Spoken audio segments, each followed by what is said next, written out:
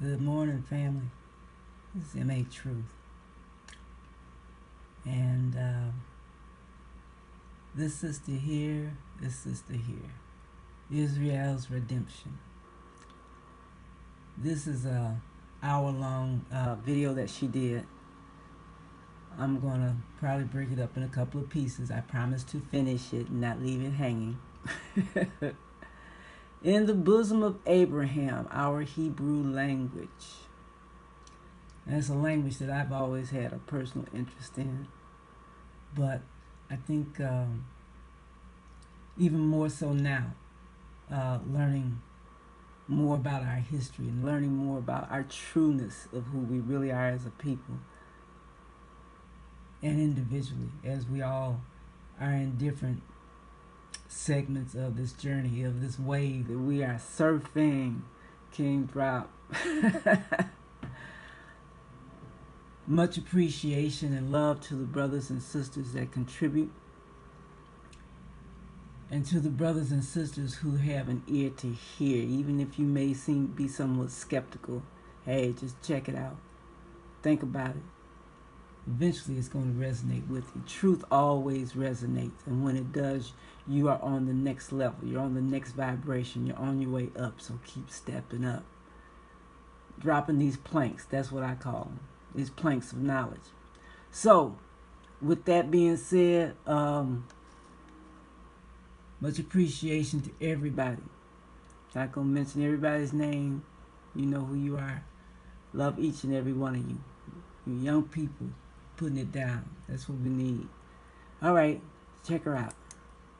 For then I will return to my people a pure language, that they may call upon my name to serve me with one consent. Zephaniah 3:9. Kanaka kana, everyone. I have been getting a lot of questions about our language, and so I decided to go ahead and do this video to share some information with you about it. If you decided to try and learn the language, you probably want to know where to begin. Where do I start? So I'll cover some of that information in this video. I recorded this video before, and it ended up being literally almost 2 hours long. So I had to redo it. I don't want to post a video that long. Let's see, where do we begin?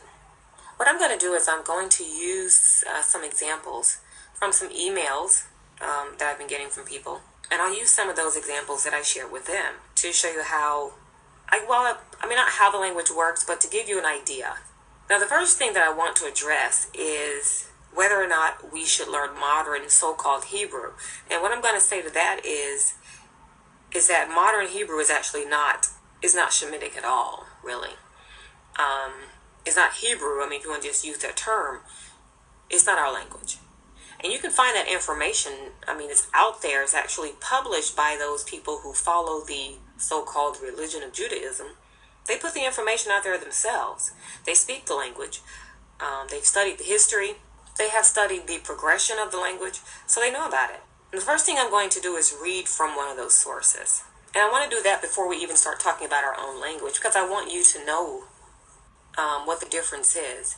And for those of you who might be trying to find someone to teach you, be very careful, because you're not going to find anyone who speaks our language the way it should be spoken. I've seen some videos posted by those who claim to be of our people, and I see them overseas in the so-called Middle East, and they're going to Arabs. Can you believe it? To ask them to teach them their language. Arabs don't speak our language. They speak Arabic. So if they teach you anything, they're going to teach you so-called modern Hebrew, or they're going to teach you Arabic, or a mishmash of both. So you're going to end up in an even worse position than you're in now, because at least now you're starting with a clean slate. Now, I'm reading from a Wikipedia article, and the reason I'm reading from this article is because it has some good sources cited.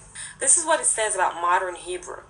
Another reason I'm reading this is because the so-called whites who claim to be us, they're the ones who put the information out there. The first source who is listed is named Paul Wexler. Now, I'm reading word for word. It says here that Paul Wexler claims that modern Hebrew is not a Shemitic language at all, but a dialect of Judeo-Sorbian. He argues that the underlying structure of the language is Slavic, but relexified to absorb much of the vocabulary and inflectional system of Hebrew in much the same way as a Creole. The next source that's listed here is his name is Shlomo Israel. Now keep in mind, these people speak this so-called modern Hebrew. It says Shlomo Israel focuses on the emergence of spoken Israeli Hebrew in terms of a creation of a new language, and attempts to fit the nativization of the new linguistic entity into the larger continuum of Creole and Creole-like languages, but does not seem to believe at all in any relaxification hypothesis. So now he's afraid to go that far with it. But he did admit that spoken Israeli Hebrew, he terms it a creation of a new language. So how can modern Hebrew be classic? How can it be ancient? When they're telling you right here that it is literally the creation of a new language. Now, someone named Gilad Zuckerman goes even further. He compromises between Wexler and the majority view. Now, according to him, Israeli, which is his term for Israeli Hebrew, is a Semito-European hybrid language. Let me say that part again. Gilad Zuckerman says that modern Hebrew, or he says it's Israeli Hebrew, is a Semito-European hybrid language. The Most High did not give his people a Semito-European hybrid language. So why would you even want to learn that? Zuckerman says that modern Hebrew, or Israeli Hebrew, is the continuation not only of literary Hebrew, but also of Yiddish, Polish, Russian, German, English, Ladino, Arabic, and other languages spoken by so-called Hebrew revivalists.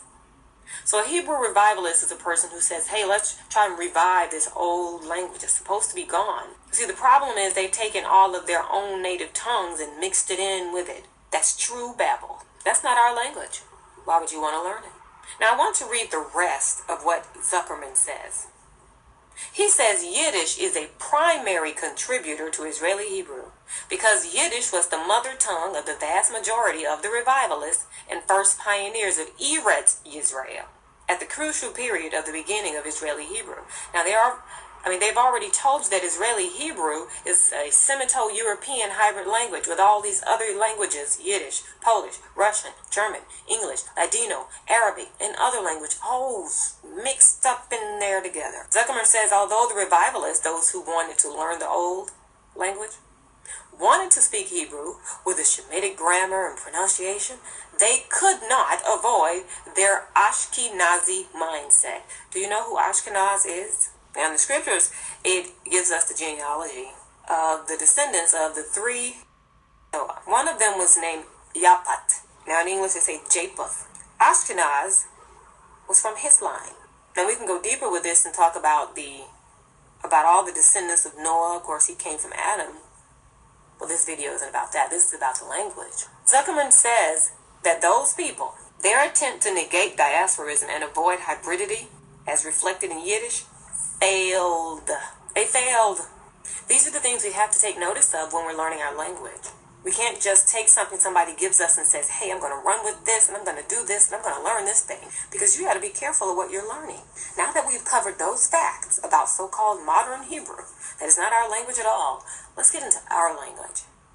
The first thing that I will say about learning a new language is this. The easiest way and most efficient way to learn a language is to immerse yourself in the culture where the language is spoken by the natives. That's common sense. But we fell as a people, which means our culture went with us. We lost our language. The Most High said he will cause us to forget. So, whatever land you find yourself in, dominated by your enemy, in our case it would be the English, Anglo-Saxons, those of German descent, we can keep going. We speak their language. Of course, English is not our mother tongue. So that means that we have no culture to immerse ourselves in. We have to learn from scratch. Now, the first thing I did, because one of the questions I get a lot is, how did you learn the language? Who taught you? And my answer to that is the Most High. I spoke with him first before I started digging into the language. And what I've come to realize is that you're going to have to do a lot of research. You got to go back. You have to return to the origin, which means digging through a lot of clutter. That's on top. And of course, that's how it is when you're searching for hidden treasure, because the Most High said that if we search for him like we're searching for hidden treasure, he will let himself be found by us. Of course, that means adhering to or living by the planetary guidelines, which some refer to as the commandments. And there are more than 10. But once you get that basic part settled, you're living by the commandments, you're living a clean, morally upstanding life, then the Most High will engage with you, communicate with you, give you your language. But if you're committing fornication, adultery, breaking the planetary guidelines, you can forget it. Most High's not going to deal with you on any level, even if you are a part of our nation. Because remember, He allowed our nation to be utterly and completely subdued. So the first thing to do before you even start trying to learn the language is to make sure your life is clean. Now, one of the facts that I can share with you about our language is that the primary sound of our language is ah. That is the root sound of our language, ah. In some of my videos where I discuss different things, such as war chants and things of that nature, or war cries, I use as examples some of those so-called modern Hebrew lists, where they show the so-called letters, right, and they give you what is supposed to be the official pronunciation, but all the pronunciations are wrong. So let's take a look at the list ourselves. Now, this list that I'm going to read from, I'll post it up here so you can see. You should see it by now. I'm going to read the sounds from the list exactly as they have it for the so-called modern. Now, a lot of the sounds that they even have here that's supposed to be the ancient, those are wrong as well. So let's read from this modern list. The first letter they have up here is Aleph, right, with an F sound. So first rule for our language, there's no F, as in Frank sound in our ancient language. There is no F. Okay, now the English call it the oof. And if you read some of the old language or linguist books on the subject, you will discover, just as I did by studying, that there is no F sound in our language. Okay, so we can scratch that aleph out. The next one in the list is Beit. Gimel, Dalet, Hey, Vav, Zayin, Ket, Tet, Yud, Kaf. So again, there's no F. We have the P sound as in Pa. The P sound as in Pa. Lamed, Mem, Nun, Samek, Ayin, Pei, Zaid. And then they have Kuf or Kupa. Resh, Shin, or Sin. And they have Tab. That's all wrong. That's not how we pronounced our words, our letters, our sounds. Our sound, like I said, is the root sound. The root sound for our language is ah. Now, if you look over here in this list on the left, that's supposed to be the ancient Shemitic Hebrew, it's all wrong as well. First letter sound, they say, is L, Bet, Gam, Dal, Hey, Wa. Wrong. That's wrong. Zan, Ket, Tet, Yad, Kap, Lam, Mem, Nun, Sin, Ga, Pei, Zad, Kup, Resh, Shin, Ta, and Ga. All wrong. Okay, the only ones in the list that are correct is the last one of the, and that's supposed to be Ga. That ah sound is correct. Now, when I started doing my studying and my researching, I already knew instinctively that I had to return to what came before this crap that you see now, because this mess that you see now is used to cover over the truth. This is why you really should not deal with a so-called Bible that is a very recent translation, because that covers over what came before it. So it's like uncovering layers and layers of dirt, right? Because we're digging for hidden treasure. Deeper you dig.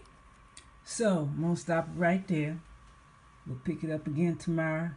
Everybody, stay strong. Keep looking up. Keep looking up within yourself. Hey, truth out.